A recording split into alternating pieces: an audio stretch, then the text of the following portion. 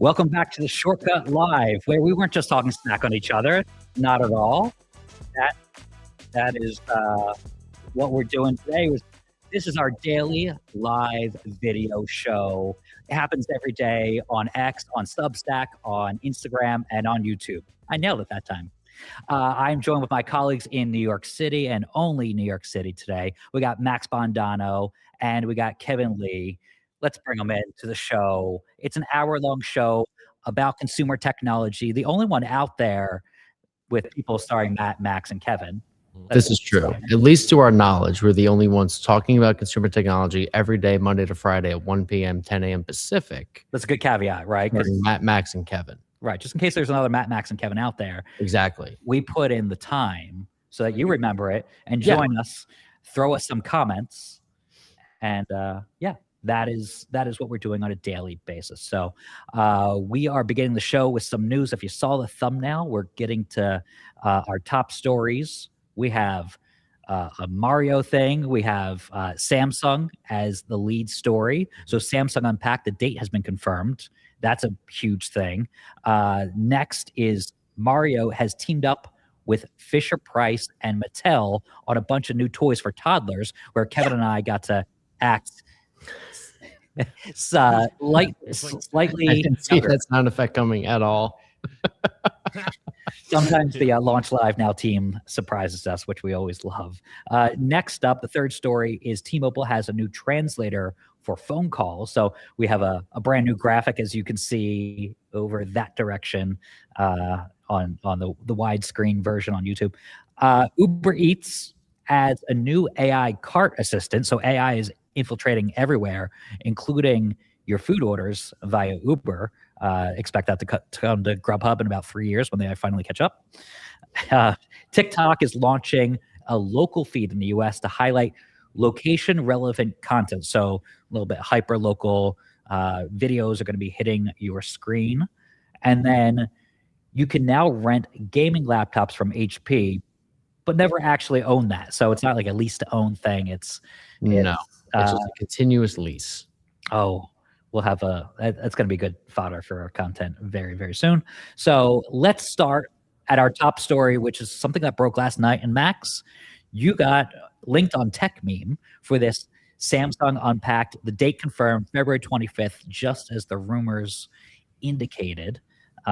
Tell us about the date and what's going to happen on that date. A lot of S26 and like they have their version of AirPods. Yeah. Tell us about that. Yeah, so this was a date that we've been eyeing up for quite some time. We've been hearing a bunch of rumors that Samsung may wind up announcing the S26 on February 25th. That date is now officially official. Samsung finally announced Galaxy Unpacked for February 25th in San Francisco. We are expecting the Galaxy S26 to finally be announced. It's like a month and a half late at this point, I think. Yeah, you kind of put it in your article that there's a reason for it, but we don't quite know why. It's a lot of speculation. Yeah, it's been a lot of speculation. I think the gist of the story was that Samsung wanted to shake up their lineup a lot this year, right? So they wanted to sort of get rid of the Plus model that doesn't sell quite that well. They wanted to do something interesting with the base S26, make it a Pro phone. Replace that Plus model with an Edge, an S26 Edge, make it super skinny and they tried that. Yeah. And then obviously just double down on the specs and the features for the S26 Ultra. They saw Apple and their whole strategy behind that was we're going to jack up the prices. We need a way to justify higher prices. They then saw Apple launch the iPhone 17 without jacking up the prices year over year. So they were like, crap, we can't do that. So they had to go back to the drawing board. Probably a month after Apple announced the iPhone 17, they're like, okay, we cannot do this whole shakeup anymore. We need to just do the same thing we did and try to minimize the risk of having to raise prices. The tried and true. Tried and true. Exactly. So now it's just the Galaxy S26, which will be barely different compared to the S25.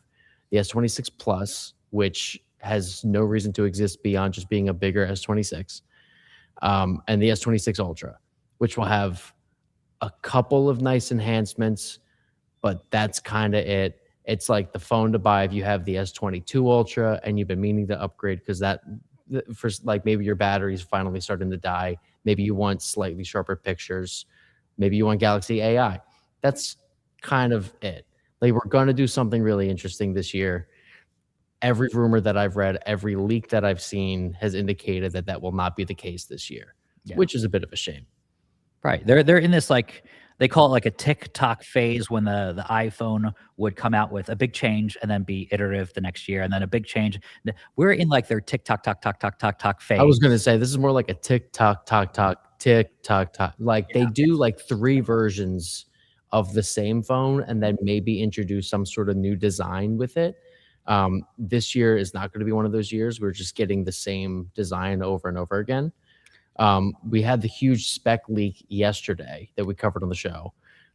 We saw the Snapdragon 8 Elite Gen 5 should be in all 3 of these phones. Maybe a slightly bigger battery for the base S26, up from 4,000 milliamp hours to 4,300.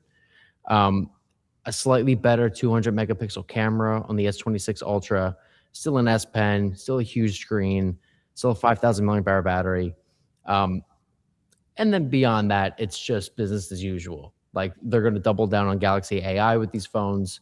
They want, software to be the main focal point because the hardware doesn't have a lot of selling points to it this year, right? Like there isn't, beyond the S26 Ultra and the new privacy screen, which I think would be big for people. I think they're going to go big on that. That's a unique selling point. Yeah, it's definitely something to lean into, but for the S26 and S26 Plus, it's like, I don't know, if you need a new phone, they have these ones. And ironically, if someone leans into you, they won't be able to see what's on your privacy screen. I see. I think Adam called it shoulder hugger, something like that.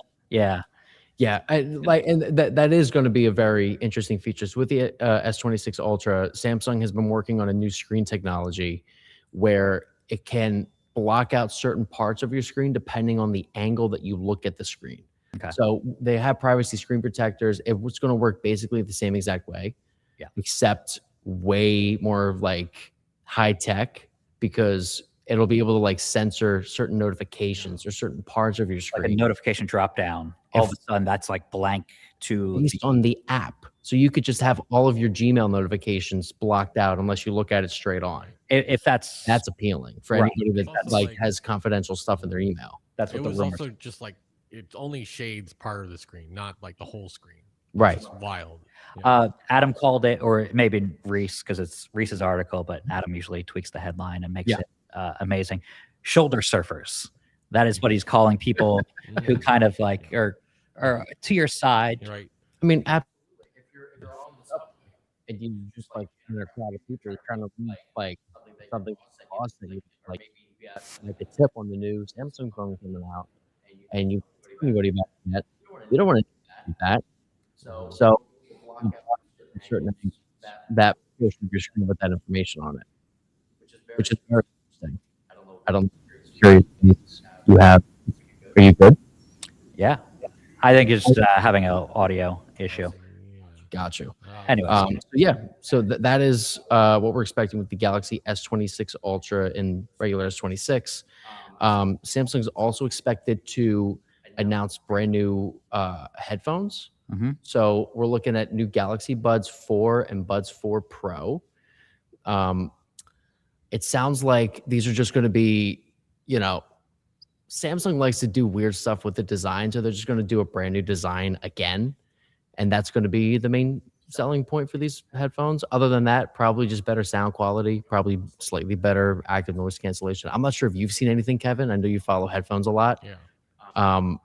So far I've only just seen the new design, which will just be more AirPods like than ever before. Yeah, I think there might be more AI, like just talking to you. Probably more AI. Yeah. Other than that, just the new design. Looks a little less Apple. Looks a little more unique again. Yeah. With like the sort of angular stems almost. Like they're gonna try to stand out somehow with their stem design, I guess. And they'll have a transparent lid on the case for the headphones. Sure. So just like throwing random stuff at the wall, see what sticks. of all companies, Samsung has had the most unique designs in terms of they look like little beans at one point for their earbuds. Yeah. They had the stems. They just been cycling through every type of design. One thing I do like is usually their cases for their like their earbuds have transparent. a transparent top, Mm. which is really great. Like you could see if your earbuds are inside or not. I've been on many of flights where I pop open the case and my AirPods are not in there. Yeah, And which I'm isn't like, great. No, it's but luckily I have these Sony XM6 headphones and As your backups. at 100%. And really, I just appreciate these headphones. So yeah, I knew they were packed, but with Samsung's Buds, you're able to see if they're in there or not because there's a clear little lid to the case. Like the entire thing's not clear. So hopefully that comes back with the Buds 4, as they're going to call them, allegedly. It's definitely going to be a nice little touch. I hope the battery life is a little bit longer. Yeah. Like I want like every pair of earbuds to like make some sort of major stride in battery life. That's been my main issue with like a lot of them. Like the AirPods Pro 3 last like 8 hours, and that's up from like 5.5 to 6 on the previous version. That's like a big deal because that just means like you get an extra 2 whole hours of usage. So if these buds last, anywhere from like 7 to 10 hours, I'll be happy with it. I haven't heard anything about that, but I'm kind of just crossing my fingers that that's one of the big perks. Yeah. And beyond that, it's just a brand new design. So we're going to have to figure out how we're streaming this show because Samsung's going to have it in San Francisco at the luxury, very nice Palace of Fine Arts. That was publicly announced, so I can say that. We have to figure out it's during this time 1 week from now. We will be in direct competition with Galaxy Unpacked. Yeah, unless we push it an hour, but we'll see what happens. We'll have to figure out our scheduling, yeah. Yeah, but stay tuned for that. We are going to be streaming live one way or another on that day, as soon as we can, as soon as we get this phone in our hands. But that's happening in San Francisco. I will be going out for that, and it'll be a ton of fun. Yeah, we're looking forward to it. Maybe Samsung will have something up its sleeve too that could have a couple surprises along the way. That's always the thing. Like that is something that You happens. never know. Maybe when Unpacked ends, as soon as it ends, we'll go live. That could be a thing. So maybe. Yeah, everybody will appreciate that except for Adam, who it's already 6 p.m. when he's on.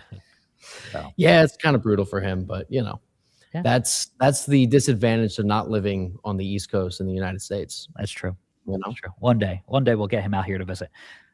Story 2 in the rundown. It's Nintendo and Fisher-Price have teamed up for an interactive series of My Mario toys for toddlers, and Kevin and I got to act below our usual age, slightly below our personality age. Yeah. Is that out of the ordinary for you two, or it's a slightly younger, slightly. I see. Yeah. Okay. Yeah. But we've had fun nonetheless. So here you see us playing with this Little People My Mario Adventure playset. This is the main one that really caught our eye. You see the coins, you see all like the fun nostalgia from the Mushroom Kingdom. Yeah. That's really good. Like there's a warp pipe.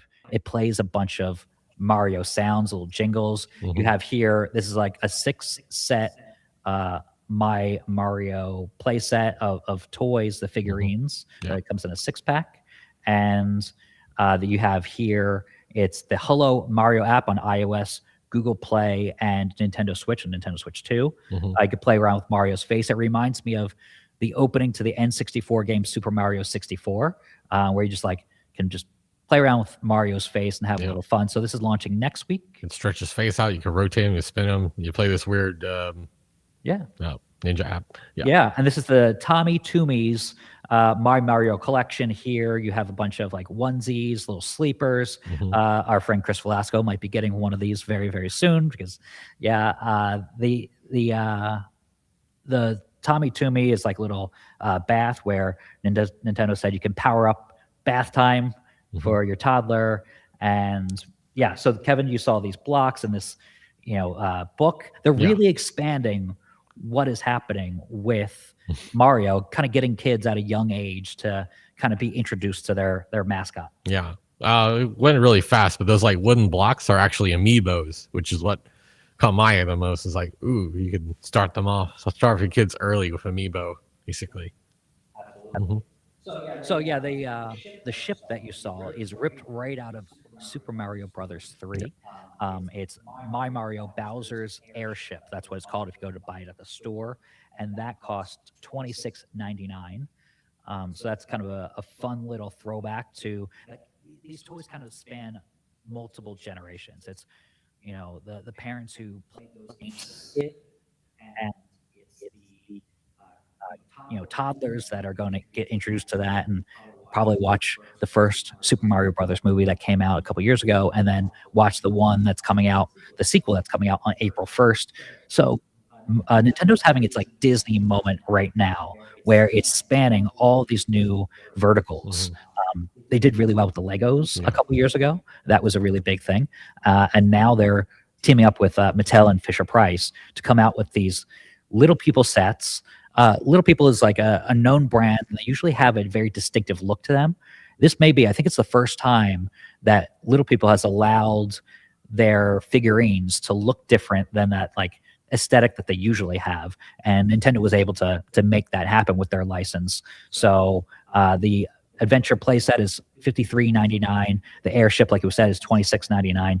The 6-pack of figurines is $21.59, and the My Mario single figurines are $4.49. So if you want to collect them all, as they say in the Nintendo world, get the full 6-pack.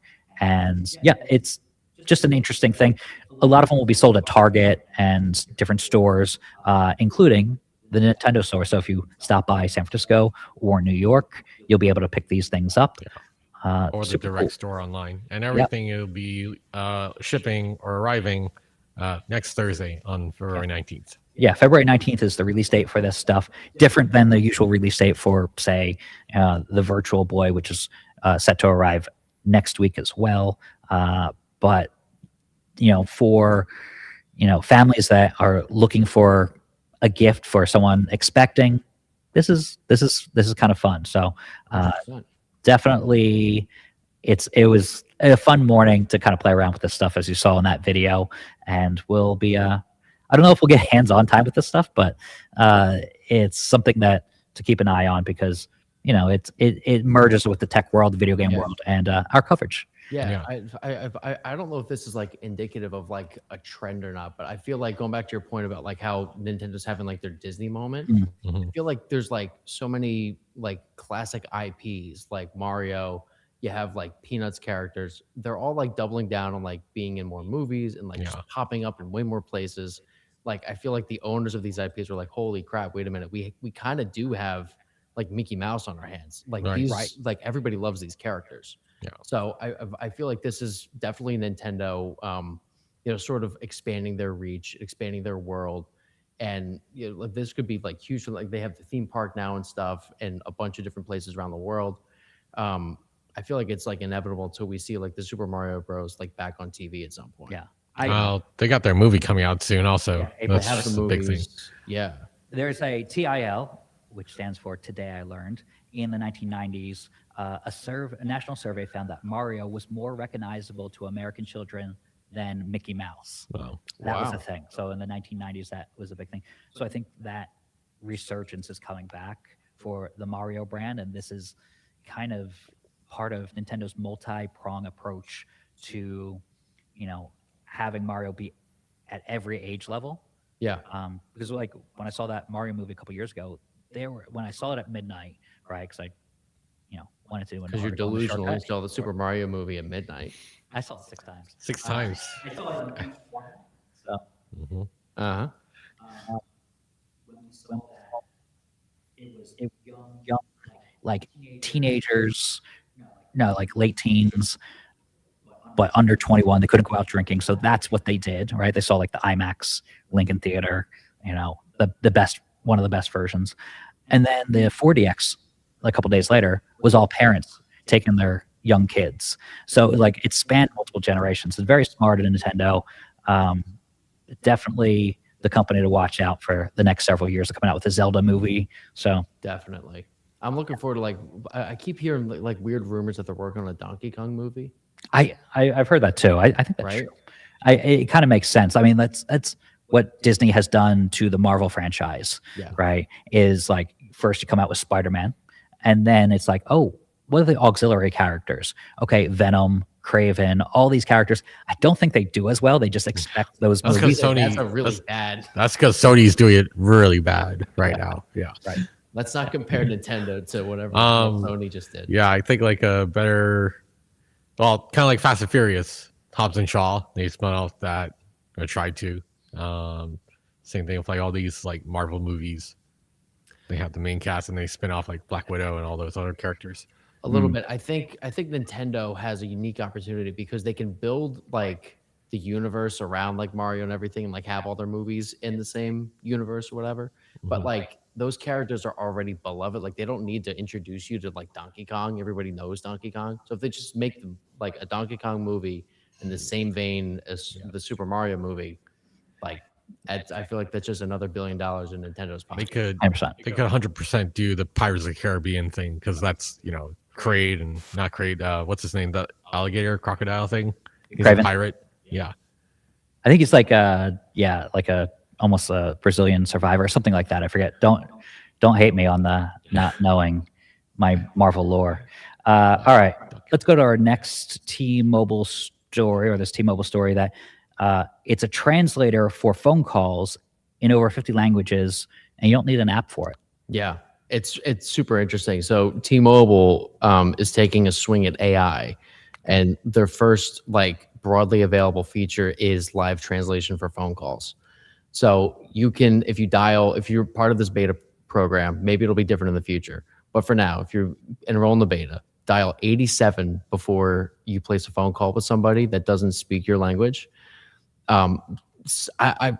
T-Mobile didn't really explain this, but somehow they'll know what your native language is, and they'll know the other person's native language. And so in real time, it'll have the conversation translated so you both can understand each other while on the phone.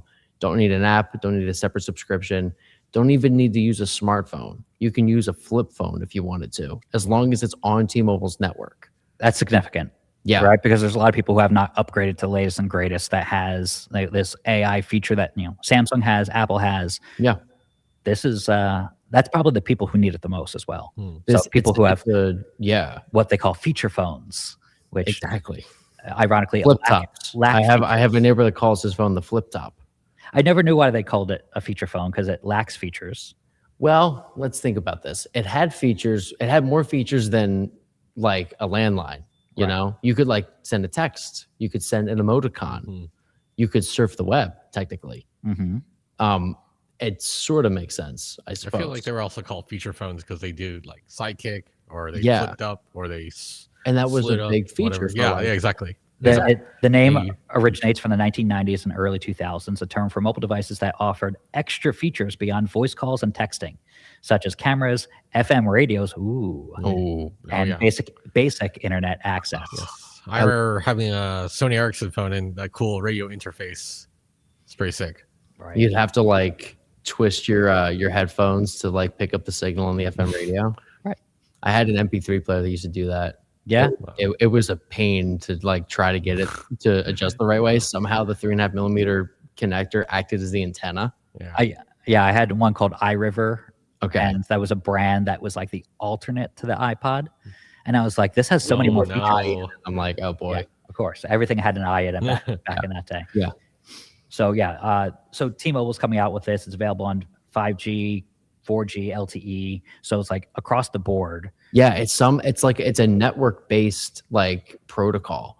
So you just like tap into it by dialing 87 and it translates everything for you. I've not tried this yet. I do not know if it's going to work that well. It's like the claims that they're making seem pretty significant because like you can just do this with any phone on their network. They don't care. Especially, it's kind of groundbreaking because it's the best price in the world, free. If you're For now, for now. They said during this beta process they're like more than happy to like not charge you, and you can use it for as long as you want to during your phone call. They hinted at like a broader rollout at some point in the future. They didn't even say like this year. It's just going to be like later on we're going to do this. Just knocked your wire. Sorry. But Yeah, so they said during the beta process it'll be free. I doubt it's going to stay free. There's Right. no way, because everything with AI is free at the beginning, and then they're like, "Hey, by the way, if you want to keep using this, we're Yeah. going to charge you $20." Well, same thing for the satellite connection. Like, Yeah. it used to be free, and now it's like you got. Are they charging for that yet? For satellite connectivity? I don't think so. I don't think so either. No, I think is it still like an emergency use case scenario? Yeah. I don't know. But I will say that Check my T-Mobile. two-year commitment on, say, Samsung giving you their AI capabilities for 2 years is something that is a line in like the little footnote where it's like, it may cost you money after 2 years, but no one has come up with a subscription model for hardware-based AI subscription services that come with buying a device. So until Apple does it or someone does it, it's probably not going to have a price attached to it, but it still will have that caveat of we could charge you after 2 years. So I think this call kind of falls into that same little footnote, and we have to read the fine print. But yeah, so far they're not charging for this translator. Yeah. But it's basically the same model that subscription services use in the early days. Remember when like Disney Plus was like $7 a month? Yes. And now it's like close to 20. Yeah.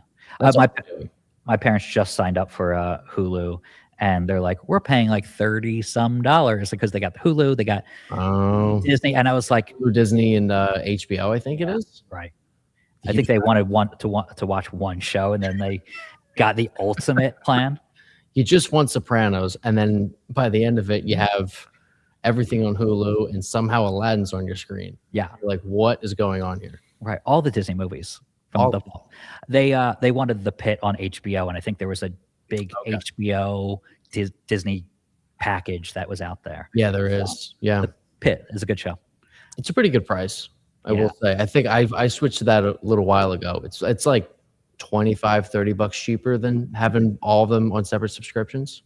So, and when I asked for Max's password, he said, I don't have those services. So that's accurate. Yes. I don't have any of those services. Forget what I said today.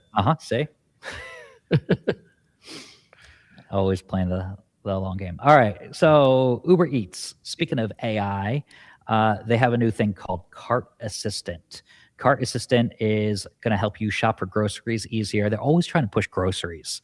Whenever I boot up, trying to get my food order from like a local restaurant in New York City. But now they're trying to kind of shoehorn in AI. Helpful? Are you going to use this, guys? So they I've honestly never ordered Uber Eats groceries, things like that. Like Uber Eats, like food, like ordered food, not groceries. I think there's a lot of the market for them profiting off of groceries is a lot higher, right? Because you see them trying to compete with Instacart, and you're already there. So I think they're trying to push groceries to a large extent. All their coupons, you're like, oh, I get 25% off. Oh, just groceries. Yeah. So this is just another play into the grocery market. What do you think? Yeah, it's another chatbot in an app. Everything's just becoming chatbots nowadays. You can talk to Uber Eats now, and you can build a grocery list by just saying, hey, add this to my shopping list. I need all these things. I don't know if that's necessarily easier than just typing them into your phone and like your Notes app, but it's an option now with the Cart Assistant. You can also scan a physical list and then have it transformed into a digital one that's stored in Uber Eats, and then Uber Eats can go and add all of the items that you're looking for to your cart based on past orders. So if you just say cereal, it'll know what kind of cereal you're talking about based on whatever your history past. Yeah. I see. Which I feel like could be kind of convenient, and then you can just hit the big order button and it shows up at your doorstep. I don't know how much time this is actually going to save, because like Uber Eats also like disclosed that it could get everything wrong. So you have to go back and double check the work. Which defeats the whole purpose. Yeah. I'm like, I just want this to work. I don't really want to go back and double check. So then at that point, I'm like, I'll just put it in myself. Why am I doing this? It's ridiculous. I can't agree with you more. I went to Starbucks today and I ordered the last thing because it's very helpful, right? Yeah. And I realized my last order was not my usual order. and I ended up with a hot coffee and a hot latte. Well, I'm just not a hot person's drink, but it was so cold like 3 weeks ago when I did that. Mm-hmm. And then this morning when I did it, because we had to go to the Nintendo thing, I was like, oh, I'm here early. What would be nice is if the AI knew, hey, I know it was 8 degrees last time. It's Yes. 40. It's now summertime in New York. That's what I want from AI, right? How about an iced beverage today instead? It is 40 degrees right now. It's 40 degrees. I saw somebody on Twitter. They were like, oh, it's 40 degrees outside. Who's grilling? Who's down to grill today? Yeah. Like, That- obviously. Right?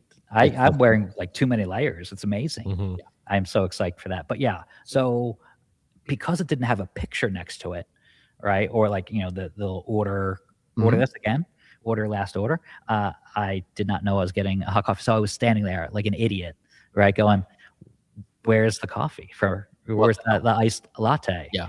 Yeah. So some of these things seem like shortcuts, but not the good shortcut, which, speaking of which, subscribe to theshortcut.com, the #1 consumer tech site on Substack. I know we have a lot of new viewers. So definitely subscribe to our daily newsletter. We have one going out today that Adam whipped up before he went off to, what is it? Work on invitations. Wedding invitations. Allegedly getting married. I think this is a psyop, Mm. personally. I think he's working for the United Kingdom government, whatever that is. The Am I- Keeps on meeting the king for crumpets and stuff. That's what he always said. He always said he uses that as his cover. I think he's a secret agent for somebody. MI6, Yeah, right? That's their thing. I think so. I don't know. I can't keep track. He's just trying to get out of work. That is all we can say about him. He's probably watching right now, I'm sure he is. choking on his tea and crumpets. Yeah. Exactly. So Hey, no. Adam, don't cheap out on the envelopes. That's all we have to say. Yeah. That's Very important distinction. very important. Don't turn into a Seinfeld episode. Let's not do that. All right, let's go on to the story number 5. TikTok is launching local feeds in the US to highlight location relevant content. I mean, they have to come out with some good news because people have been, some of the creators have been ditching TikTok. Yeah. And blaming their algorithm for not showing or suppressing their content. Who knows if that's true or if it's just like they blamed it on server errors and, the new kind of partnership they have in the US, the TikTok US business, their LLC, has gone through some hiccups. A little bit. It's safe to say. So now they're coming out with, hey, we have a new feature that's going to curate your timeline a little bit. Tell us about local feeds and what's up with this. Yeah, so this has been available in European countries for a little while now. TikTok had to delay this because they were working on the whole US joint venture thing. So they couldn't update their terms of service in time to get it shipped out. It looks like now that everything's sort of settled down, they can start to focus on building new things. They have the local feed ready to go. So they're going to start rolling this out to US users. And it's basically just a stream of content that's relevant to the area that you're currently in. So if you want restaurant recommendations, if you want updates on the road conditions, almost think of it as sort of like your local news channel, but in TikTok. So you can make TikToks and you can have it, if you tag it in a certain location, you have a higher chance of those TikToks being blasted to everybody in that location. It's not, you're not preaching to a worldwide audience at that point. You're just more so hey, everybody in Cumberland County, here's what's going on. And you can just, make TikToks and cater to that specific audience and not worry about being drowned out by a bunch of people going super, super viral across the globe. Right. Cumberland County, is that Pennsylvania or New Jersey? Something, I don't know. I just thought of Cumberland County. There's one in Maine as well. It sounded nuanced enough to me. That's great. It's a great East Coast callback. So yeah, I think that's super helpful if something is happening in your area and you, both as a user broadcasting, you want that to be seen by people who find that relevant, and also people who just boot up the app want to find stuff that's hyperlocal. So this kind of makes sense. It reminds me of when Facebook did a localized map app where you could, privacy though, it becomes an issue at that point where if it's happening in real time or almost in real time, people can go, oh, that person is there at this moment. Let me see if I can find them. 100%. Yeah, no, there's a huge privacy concern behind it. TikTok started to ask everybody once the app was updated with like the new data servers and everything, they started asking users to share their precise location I do remember that. because it's to build up the local feed and make it more valuable to people. You can easily turn that off if you want to. I think most use local feed. I think so many people just hit accept and they think it'll help some sort of bandwidth issue, but I doubt it. I gave them access to my camera at all times. They're just It's just always recording everything. the joint venture is just it's always on. Fantastic. We love you, TikTok and ByteDance. I hit the always on even when the phone is off button. Interesting. That's a mistake. You're just raw dog. That's a mistake. Nothing bad can come from that. No, definitely not. No, so local feed. It seems really interesting. There's a huge angle here for small businesses. Okay. It can help them advertise a little bit better to their communities. Like when you post a TikTok, it just goes out to everybody. Yeah. And like hopefully it latches onto somebody's feed. Right. It's never really been a location-based thing. This is going to help them significantly. If they just want to do videos that just advertise their business, you will see that in your local feed and around your town. Like, I don't know what the radius is for this. Maybe it's like 5 to 10 miles. You'll be able to cater to that audience a lot better. Plus, this is going to help TikTok ward off regulators because now they can use the same excuse as Facebook and be like, hey, we have so many small businesses dependent on our product. They did. Why would you come after us? That was a very smart thing. They used that tactic when TikTok went down, at least, the Chinese side of the business, ByteDance did, where they said all these creators are going to be basically laid off. So many people in small businesses rely on the TikTok platform. And they used that to really good effect, where that ban did not last for more than like a couple days. I was going to say, was it even a full day? It was like less. It was like 48 hours, I think. CapCut was down for a little bit longer because that is made by the same company. But yeah, it's a good kind of angle for them to go hyper local. It is, yeah. It's a very interesting business shift, I think, for them because TikTok, they know they need to stick around like as much as they can, and they need to figure out and exhaust every single option that they have. So I think this local feed it may wind up like replacing the appeal of Facebook nowadays, which is just local content. Like for me, if I want to like know what's going on around like my hometown, I just open up Facebook and I get everybody's updates all of the time about what they're drinking that night, like where they are, what bars are good. Like I feel like with the local feed, that might eventually wean a lot of people off of. I also feel like it's going to be a star community, more communities. Like I use Reddit for like Astoria or New York City or Helldivers, whatever I'm doing or into right now. And I feel like that's where they're also going to lead to. It could, yeah. No, I think this is just going to foster a whole different TikTok audience and give some sort of like new meaning to using the app all the time. It's funny you say this kind of takes on what Facebook has been known for and what it does besides fool our parents with AI images. The AI slop on Facebook has gotten so bad. Just as a side note to all this, I can't believe there are so many celebrities, older celebrities, that have birthday cakes and they're holding the birthday with their age on there as the candles. At all these celebrities, it's amazing. Will you please wish me a happy birthday? No one wished me a happy birthday, and it's my birthday. And that is. It's the champion pizza of celebrities. You ever see one of those where it's like a wall of celebrities? Yeah. It's like always this owner meeting them. Like, there's no way he actually met all these people, right? I don't know. Right. It seems my parents always say it, and they're like, "Oh, here's the thing." Insane. It's so good. My favorite's always when I see the ladies from The View. Oh yeah. And they get in an argument with like Morgan Wallen or something. And there's this huge like 400-word description of what happened on The View that day.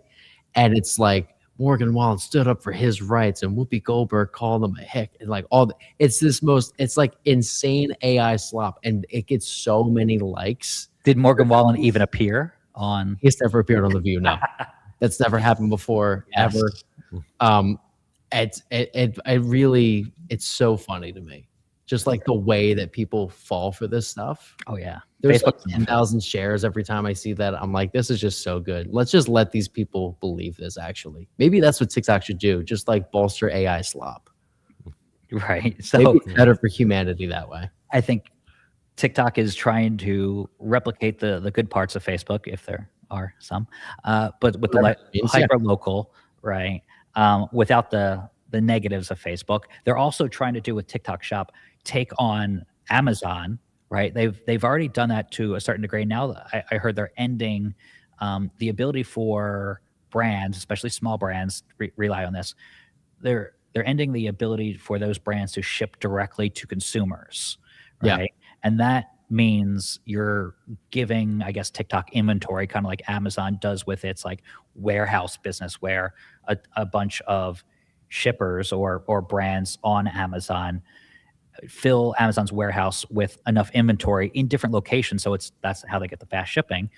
So you need a bunch of inventory on hand. It makes it more expensive and harder for small players to be able to sell on their own front and keep costs down. That is what TikTok is currently doing. So they're taking on Facebook, they're taking on Amazon.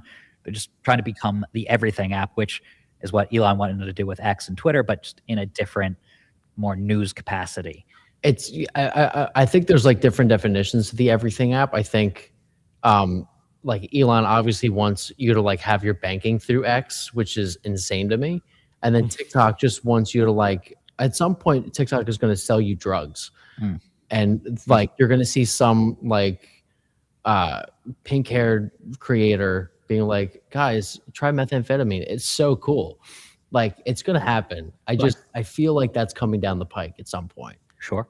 And we're all just going to have to be okay with like giving Elon Musk access to all of our finances and buying heroin from TikTok creators. I feel like we already did that with PayPal. So he's well ahead of the curve on that. Very true. Right. Last big story of the day. This is about renting a gaming laptop from HP. They actually don't own the laptop. It's not leased to own. No. I feel like this is just so insane. When I was looking into stories to bring up for today, and I'm like, why? Like, first off, how long has HP done this? Apparently, HP has had this program for like months now. They have like not publicized this whatsoever. It went a little bit viral on Reddit, and then Linus Tech Tips picked it up, and then a bunch of other outlets started to write about it. So it's called the Omen Gaming Subscription. So it's part of their Omen branding. Your gaming needs covered in one plan.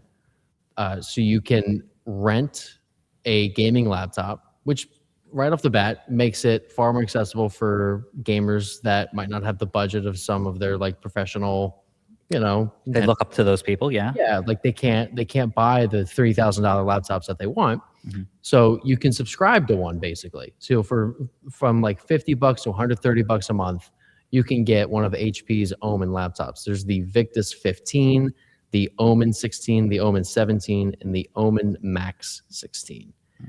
A few different options, all ranging in price, all ranging in specs. They all seem to have AMD processors except for the Omen Max 16, which has the Intel Core Ultra 9. It's the most powerful 32 gigs of memory, NVIDIA GeForce RTX 5080 graphics. Okay. So like a decent machine. The biggest problem is that you sign a 12-month agreement to rent these laptops at $50 to $130 a month. Yeah. Once you're done with that agreement, you've paid all of the money that it would cost up front for the laptop. Ownership. HP then says you have to return all of your equipment at the end of it. That makes no sense. It'd be better to like pay in installments rather than rent a laptop. Or exactly. Just like go find a 0% installment plan and you'll be fine. Yeah. Like, and then you can at least own the thing. Also, the other thing that's wild to me is these prices are double to 6 times. Yeah, 6 times more than the price of NVIDIA GeForce Now, which is basically kind of the same thing. But I mean, obviously you have a physical laptop. Yeah. Yeah. But still, it's just wild. This is access to hardware that you otherwise wouldn't have access to, which is fine. It's a way to get a laptop without having to give HP a ton of money right at the top. Right, but it's just a terrible deal. It's just a terrible deal in the end because you don't own the thing once you're essentially paying it off, but the contract says, hey, that's still ours. Exactly. Yeah. No, like if you buy a phone through like T-Mobile or somebody and sign a 3-year deal on it, you own the phone at the end. Lease like, own. You've paid the money, you then get to keep the thing. HP's like, no. We want these laptops back. I have a feeling that's for components. They just want to recycle everything and try to get as much usage out of it. But like at that point, lower the price by like half. Like cut it in half because I'm not ever going to own this thing. Right. So why am I giving you all of this money? Yeah. Right. Like it just seems like a Ponzi scheme to me. Like what is this? I wonder how many people actually sign up for this program. I don't know. I wonder how many people sign up for the program and don't know that they won't own it in the end because it seems like, hey, this is a good deal. But if you're like Max, like you said, if it was half the price after that first year and you give the laptop back, that kind of makes a little bit more sense. If you own it for 2 years, you're probably going to upgrade to a new laptop anyway, right? So you give it back and then you rent the newer version that's 2 years more advanced. Yeah. That's where it starts to make sense. There's a early termination fee. So like after a 30-day trial, the early termination fee gets enacted and it ranges from $550 for lower end models to, the full $1,430, right? Yeah. So it's just a bad deal. And that's what you got to appreciate about the Shortcut Live. We're not influencers. We're influential. We're getting like 100,000 views every once in a while on these shows. That's great. But we're also going to call out the bullshit. And this seems like it is not good. So HP, not doing a service to the gamers and just consumers everywhere. So it's like, this is a very all-encompassing program. There's even more stuff you can rent. You can rent accessories if you want. They have gaming mice for like $5 a month. You can rent a wireless gaming headset for $8 a month. You can get a multi-port hub for $4. You can get a monitor for $6 a month. There's like a lot of stuff here. What I find the most amusing is this little comparison chart that I just found on their website. Okay. And it compares the subscription to purchasing the laptop or financing the laptop over time. And like the second thing that they call out, will I own the laptop? There's just nothing there for the subscription one. And I'm like, okay, that's already a bad sign. Red flag. The third thing is a credit check.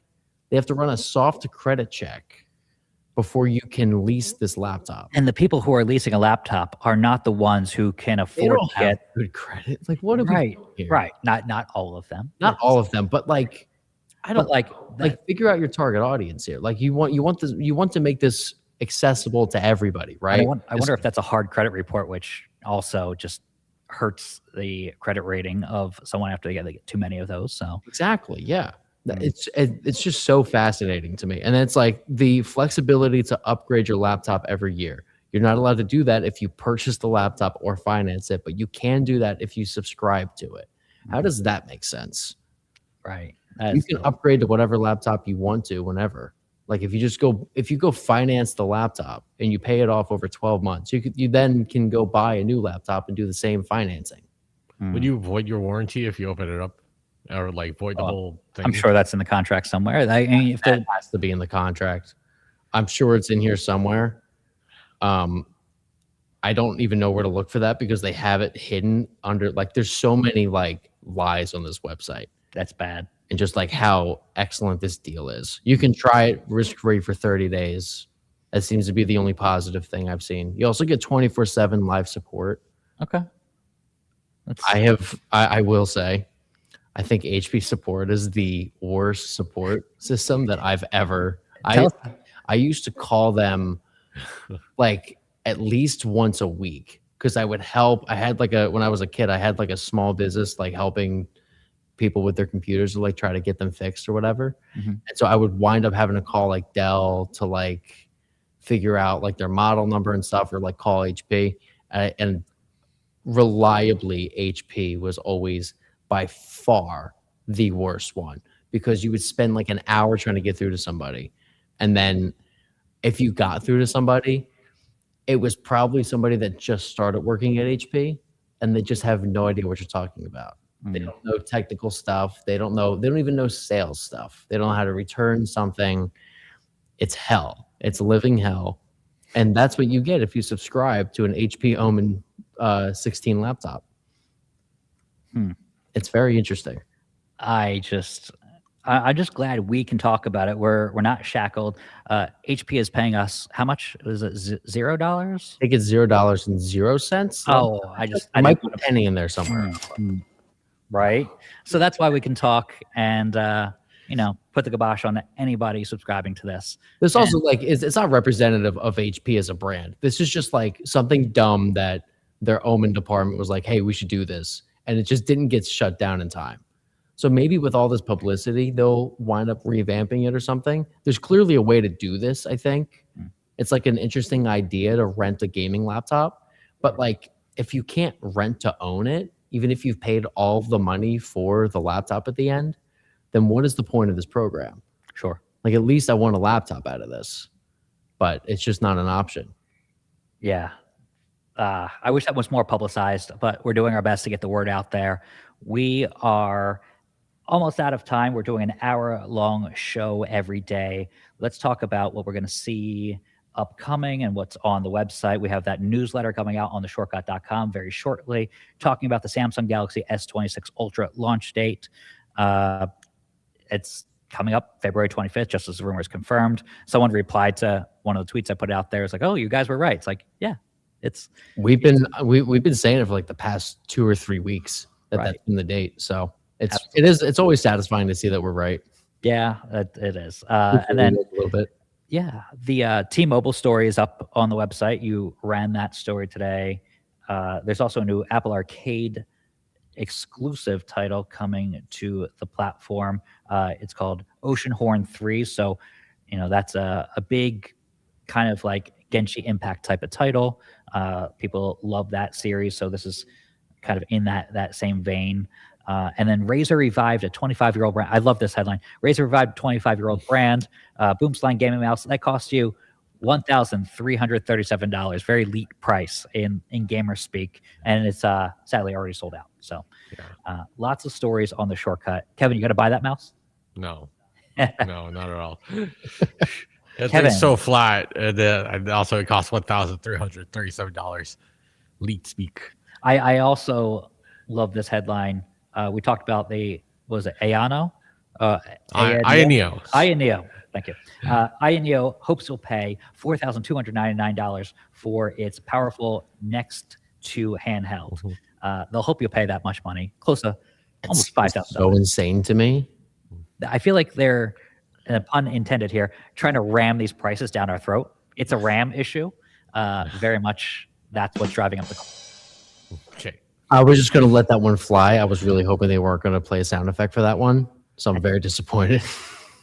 I think we need to not acknowledge these puns. This is not something that we can keep doing. Once again, when Caleb was on, you loved his puns. Because he was hilarious. And he was our guest, man. He acknowledged that it was a bad pun, not trumping, Pegasus, sell Pat. A joke. Both like that thing's like 13 inches too. No, like the 13 inches, 3.14 pounds. Yeah, it's a handheld laptop. Yeah, yeah, it's nuts. Exactly. I kind of want us to get it in for review. I think we definitely should. Our office might not be big enough for it, so That's definitely possible. We'll have to get it. We'll have to take the service elevator. Yeah. With all this talk about these mice and stuff that we've been covering, though, I feel like I should probably come out of the closet and say that I've been using a Magic Mouse for like the past year and a half. Oh no, God! It's like, and I kind of like it. There's a group for help with that kind of problem.